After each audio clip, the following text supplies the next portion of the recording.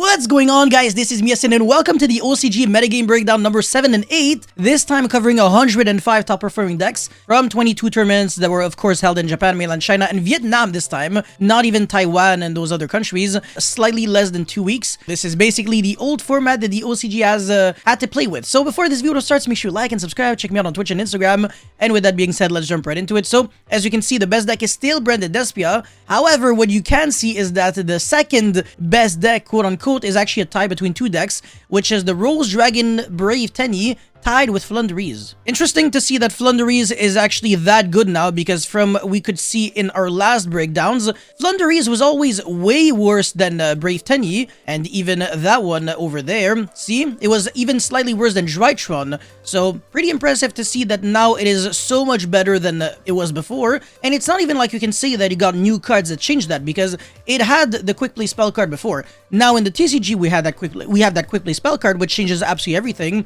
and this was the reason why we were able to see Flundereeze going so far in the remote duel YCS. I think Hanko Chow managed to get top 8, was it, or top 4? Top 4, I think, with Flundereeze. So huge shout outs to you and congratulations, Hanko, if you're watching this video. Really well deserved. But yeah, Flundereeze is a very good deck. Of course, it does have some issues, but if it can play uninterrupted, there's pretty much no way you lose, honestly. And it's not like it lost to Max C. So in the OCG, if people are main decking Max C, because they kind of have to if they want to counter the other decks, well, your opponent has a 33.76% chance, to be exact, to draw a card that does absolutely nothing against you. Explode with a Windbearer statue, tribute summon Rise on your opponent's turn, make negates with the Apex Avion.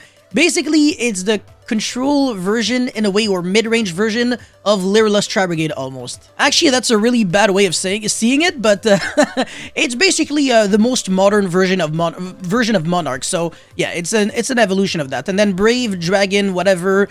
Brave Rose Dragon. This, we also have a version of this in the TCG, which actually won the YCS, so again, shoutouts to you, Paulie. If you're watching this, congratulations. First place with a 60 card deck, I think. It's a combo heavy deck that plays Fairy Tail Snow as well. You can send it very easily. Either get a Lucky Mill with a Chaos Ruler, or Foolish it with a Shooting Riser Dragon.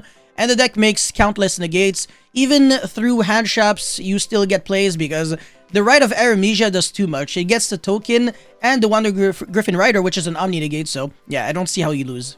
Yeah, no, it's almost an FTK deck when you go first. It's just ridiculous. And going second, of course, it has a lot of push cards and can play a lot of hand traps. Alright, anyways, we have Drytron, which doesn't exist anymore in the TCG, so we don't really have to care about that. Now, this is seriously what you have to be extremely focused on, because when we will get to the Therion's cards in the TCG, they are going to change absolutely everything. So the Therion's engine is actually being played in so many decks, but look at this carefully.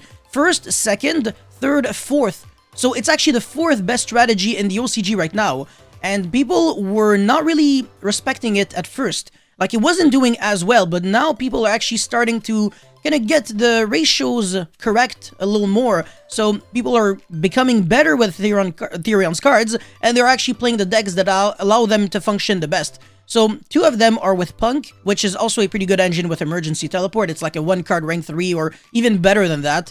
And then this looks like pure Therions, but I don't really know how that can function.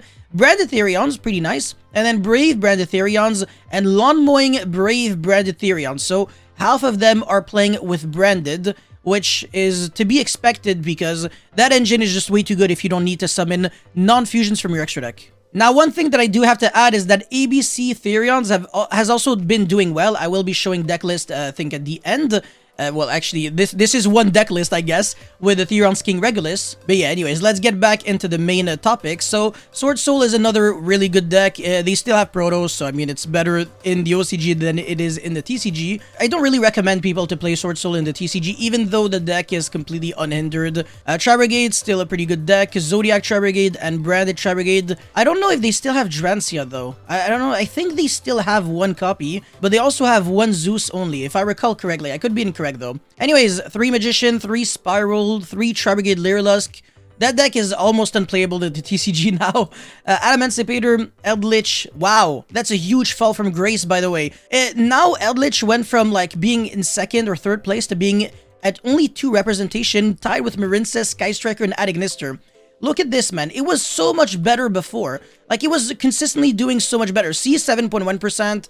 And then I think, well, in the Master Duel format, it's obviously much better.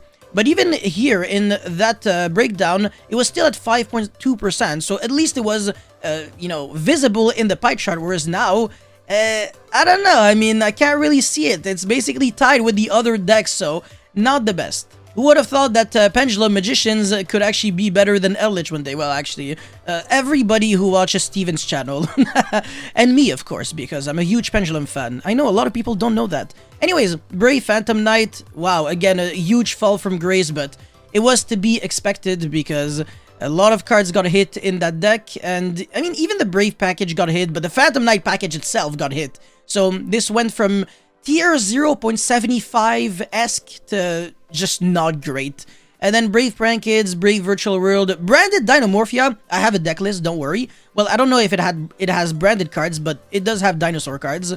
And then Lawn Mowing, Branded Shadal, Madalche, Scrap Dinosaur, and Therion's ABC, as I said. So I think this should have been with the Therions there, so it should have been 7 and not just 6, because it should actually be the engine and not really the deck. I mean, Therion's is not really a deck on its own, just more of a good splashable engine, just like the Brave engine. You're not playing pure Brave, that's stupid. There's nothing that you can do in it. It's not cohesive. You're just playing the minimalistic engine of like, I think 9 or 10 cards. I forgot, but whatever. Alright, Branded Despia. So the new fusion monster that is almost like a Chimera Tech Fortress Dragon for dragons, but this time for Fallen of Albaz instead of Cyber Dragon, is now being played at 1 in the extra deck.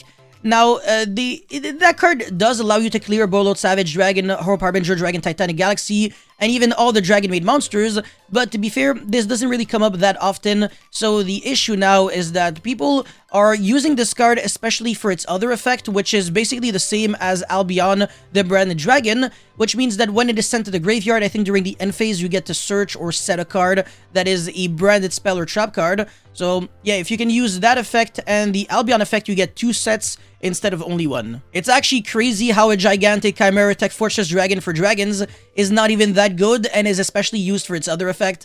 Yeah, I mean, I'll never understand Yu-Gi-Oh, but look, I'm just confused. Alright, now for the hand traps, in case you're wondering why only 1 Bell and 1 Veiler, it's not necessarily just for crossout, even though it kind of is also for that. But yeah, you can max C into this, and I mean, if it's a card that you can top deck for turn as well. You can excavate it off of Prosperity, add it, and then if your opponent chains Branded in red on one of your plays, you can Ghost Bell, negate completely, and your opponent does not get to make Guardian Chimera to destroy your cards and draw cards. So yeah, you can draw this very late in your combo, and it still achieves something.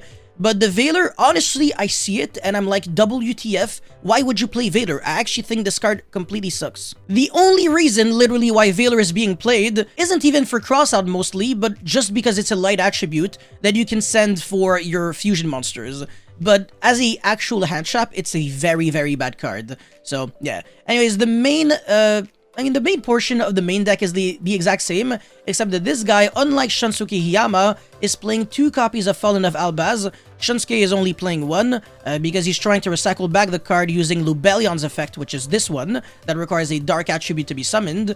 And apart from that, I mean, very standard for the most part. Pretty much everybody is agreeing on the exact same ratios, except for 1 or 2 copies of Fallen of Albaz. Another small debate that people are having, but very minor, so it doesn't really matter, is do you play Striker Dragon, so you can turn Fallen of Albaz into Striker Dragon, get it in the graveyard, and use Branded in red? Or do you play Relinquished Anima, so you can turn Despian Tragedy and Despian Comedy into Relinquished Anima, in order to have a card in the grave that, again, you can use for Branded in red? And yeah, everybody's playing Link Spider and Verte Anaconda with literally all these fusions. It's needed for the grind, and it's needed to have more options with Fallen of Albaz. Anyways, 2 Sphere Mode, Triple Nibiru, Double Drool, another Ghost Bell, weird, Double Lightning Storm, Double Twin, Dimensional Barrier, and Branded Exile. This card's really good, and I don't understand why it's not being main decked. I guess it's because you might run into this deck, which drawing this might not be the best against, but in the mirror match, this card is literally insane. Like, you draw it, you immediately win the game, or you set it. So very easy to search,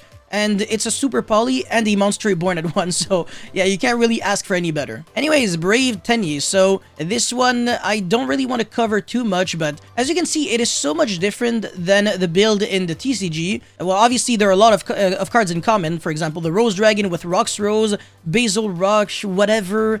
and then the Brave Engine, Vishuda, with, I think, some of the Tenyi cards also are played in the TCG, but not in all builds.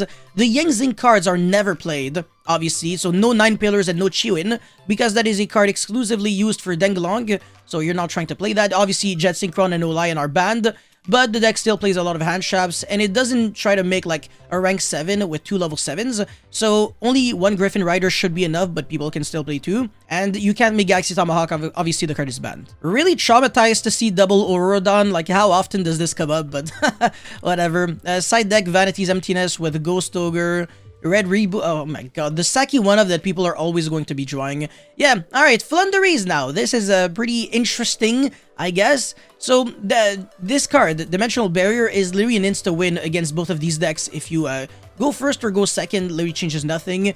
So yeah, you resolve this, you win, because nobody can play through it. The Flundereeze lineup, by the way, is always the exact same. It's exactly 9 monsters. 3 Robina, 3 Eaglin, 2 Ostrich, and 1 Toucan. People have never even tried to do any different. The only thing that changes is, I play 3 Tribute Summon monsters. Which one should they be? 1 Impen, or do I play 1 Ryza plus 1 Apex Avian, or 2 Ryza, 0 Apex? And there are good arguments for both, but when you are playing 2 Ryza, your grind game becomes infinite because you can Ryza, put back Ryza in your deck, and then you can keep on Tribute Summoning every single turn. Whereas if you're only playing 1 Ryza, you can't loop literally anything. So yeah, it's really hard to be able to play when you only have 3 Tribute Summon monsters that are different. But with 2 Ryza, like I said, you always have plays in the long run. And then yeah, triple Prosperity instead of Extravagance, because if you draw 2 but you don't have Robina, you can have a hand of 7 cards in hand and it does nothing. You still cannot play. You really need Robina or Eaglin plus a monster. Otherwise, your deck just achieves nothing at all. And the field spell obviously is very good, so yeah. Any way to get a Tribute Summon happen, basically. But Robina is the one card that does it. That's why I'm saying that. And then the Quick Play spell card. A lot of 3-ups. This deck is very linear. I mean, it doesn't try to combo. The extra deck is not like... is not unique, so yeah. The only plays that you're doing, really, go Impen, search of the, I don't know, the Quick Play, the field spell, or the trap. And then you summon the Bearer statue on your opponent's turn on your turn, and you Tribute Summon Rise on your opponent's turn, so it's the exact same thing that you're looping every single time. Now, 2 Token Collector in the side deck. As you can see, it's very good against this deck. It summons so many tokens. Literally everything in the deck is Token City. Like, Rite of Aramesia for Brave Token, and then Galaxy Tomahawk for 5 tokens, Olion for a token. Everything. Just everything is Token Turbo. So, yeah. This deck is very well designed to, I guess, beat this post-game 1, probably with all the powerful hand traps. D-Shifter, Maxi, you don't lose to Maxi yourself. And then Ash, Imperm. Another cool thing about Maxi is that if your opponent has to play Crossout to counter your Maxi, he's going to have to keep at least 1 copy of Maxi in his deck. And if he draws that copy of Maxi against you, not only can he not use Crossout, but on top of that, that card does nothing against you. I'll reset that because you do not special summon at all. Anyways, that's pretty much it for these top performing decks. So in conclusion, with very little impact from the recent sets, it literally didn't change anything at all. The metagame is basically the exact same. However, Flundereeze has managed to climb up and be tied with Adventure Tenyi, which is pretty impressive. So we will see probably a little bit of a change in the next couple of weeks. I want to say second half of March, Tactical Masters. I don't know what's it going to change necessarily, but we never know. Maybe it's going to be interesting. Now for this deck, this is the Therion's ABC. You can look at it, but I'm not really going to go into the details. Very interesting to see that sometimes people only main deck 2 Maxi inside the third one. But apart from that, it just looks like a really combo heavy deck. And then for the other deck lists that people have been having success with, Dinosaur Dynamorphia, that one really caught my eye because when you see Dynamorphia, typically it's played as a trap deck where you play several trap cards and you only play Theresia and the other monster. Now, for some reason, this is a combo-heavy dinosaur deck, and you're playing 3 copies of this, so a lot of normal summons, which I don't know if I really agree with. But I can understand the logic of actually playing this lineup. So basically, you do the typical dinosaur play that you would do every single time, and then you go scrap after pop the baby Ceratosaurus, summon Theresia, set the trap card, and then you can summon Rex just like that. Send another copy of Theresia from your deck with a Rex from your extra deck, summon that Rex, but I don't really know why there's a third copy. I guess it's because if you draw one copy of Therion, you will not be able to achieve the combo. I don't know. No, yeah, if you only play 2 and you draw 1, yeah. So you need 2 copies in your deck. Playing 3 is like kind of like playing the second copy of Garnet in case you draw 1, if you understand what I'm trying to say. Anyways, that's pretty much it for this OCG metagame breakdown. Let me know your thoughts in the comment section below. Don't forget to like and subscribe. I'll see you guys very soon. Peace.